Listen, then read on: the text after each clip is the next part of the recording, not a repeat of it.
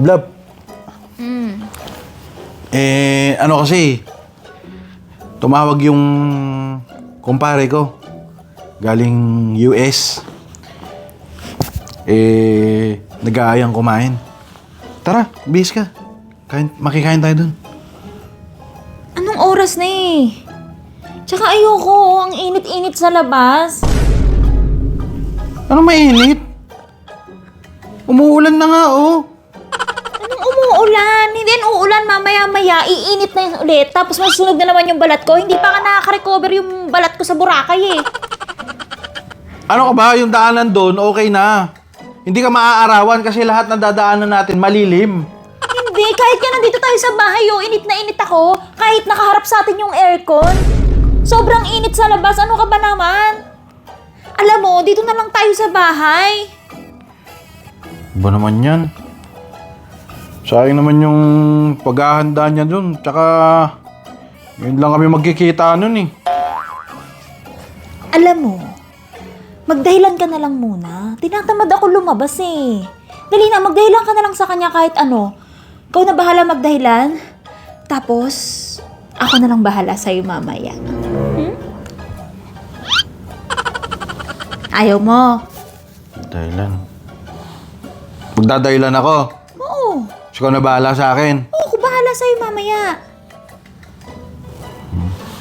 O sige, sige. Sabi mo yan ha. Oo, ako bahala. O sige, Bahala ha. mag-half bat lang ako ha. Hala.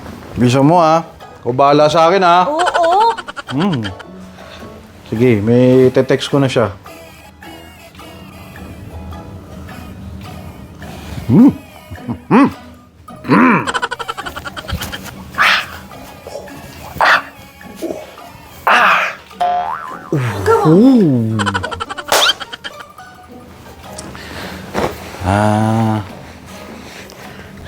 Na-text ko na yung kumpare ko ha.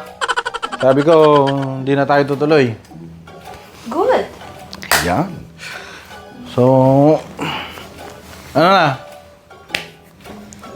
Anong ano na? Anong ano na?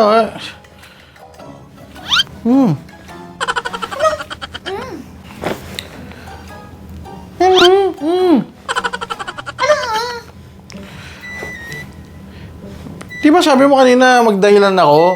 Tapos ikaw bahala sa akin? Oh. Sabi ko, magdahilan ka. Tapos, ako nang bahala sa ulam mo. Di ka kakain sa bahay. Putyang gala naman ako. Akala ko pa naman... Ako tigil-tigilan mo ako ah. Ano ba naman yan?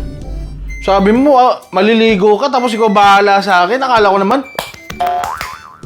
Magluluto nga ako ng ulam nang may makain ka. Ako bahala sa'yo, oh. Anong problema mo dun? Nakapagdahilan pa naman ako sa best friend ko. Na may sakit ka. Oh, ba't sinabi mo may sakit ako? Bakit ako yung may sakit? Bakit hindi ikaw? Aba? Di ba sabi mo kanina magdahilan ako? Tapos ikaw bahala sa akin, di yun dinahilan ko. Bakit nga ako yung may sakit? Pwede namang ikaw. Ha? Siguro gusto mo na ako mamatay no? Gusto mo na ako mamatay? Ha? Para makapaghanap ka ng bago mong asawa? Wala akong ibang maisip na dahilan eh. Sana nga, naisip mo, ikaw na lang yung may sakit. Paano kung mahipan ako ng hangin? Magkasakit nga ako. Mamatay ako. Ikaw tali-talino mo, Kinigigil mo na naman ako. O, at dahil matalino ka, bida-bida ka, ako pa yung may sakit, ikaw na yung magluto ng ulam mo. Ha? Ikaw na yung magluto ng ulam mo. Ikaw kumain mag-isa mo. Ikaw na rin magligpit. Pag nakita kong mga kinainan mo doon, isasaklob ko yung kaldero sa ulo mo. Isip ka? Ang labo naman talagang kausap, oh. Akala ko ba naman, tumanggi na nga ako sa kakainan at para makakain na ako. Yung pala ulam, ibang ulam. You know how we do. Eh.